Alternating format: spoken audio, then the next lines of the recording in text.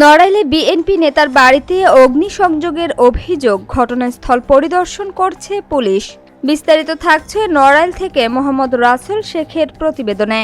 নড়াইল সদর উপজেলার এক বিএনপি নেতার বাড়িতে পেট্রোল বোমা নিক্ষেপ করে অগ্নিসংযোগের অভিযোগ উঠেছে। সোমবার রাত 1টার দিকে উপজেলার হবখালী ইউনিয়নের বিলডুমুরতলা এলাকায় এ ঘটনা ঘটে। অভিযোগ অনুযায়ী হবখালী ইউনিয়ন বিএনপির সভাপতি হুমায়ুন মোল্লার বাড়িতে দুর্বৃত্তরা পেট্রোল বোমা নিক্ষেপ করে আগুন ধরিয়ে দেয়। ভুক্তভোগী পরিবারের সদস্যরা জানান, রাত 1টার দিকে বিকট শব্দে তাদের ঘুম ভেঙে যায়। পরে ঘরে আগুন জ্বলতে দেখে তারা দ্রুত বাইরে বেরিয়ে আসেন। আগুনে ঘরে থাকা ধান, রবি শস্য সহ বিভিন্ন আসবাবপত্র পুড়ে যায়। তবে সে সময় ঘরের ভেতরে কেউ না থাকায় হতাহতের ঘটনা ঘটেনি। পরিবারের দাবি, আসন্ন সংসদ নির্বাচনে নড়াইল 2 আসনে বিএনপির বিদ্রোহী প্রার্থী মনিরুল ইসলামের পক্ষে কাজ করায় বিএনপির প্রার্থীর সমর্থকরা এ ঘটনা ঘটিয়েছে। তবে অভিযোগ অস্বীকার করে হবখালী ইউনিয়ন বিএনপির সাবেক সভাপতি রিয়াজুল ইসলাম টিঙ্কু বলেন,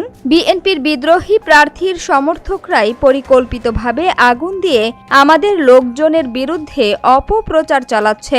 আমরা এ ঘটনার সুষ্ঠু তদন্ত দাবি করছি। এ বিষয়ে নড়াইল সদর থানার ভারপ্রাপ্ত কর্মকর্তা অলি মিয়া জানান, পুলিশ ঘটনাস্থল পরিদর্শন করেছে। অগ্নিসংযোগের ঘটনাটি তদন্তাধীন রয়েছে। তদন্তের ভিত্তিতে প্রয়োজনীয় আইনগত ব্যবস্থা গ্রহণ করা হবে।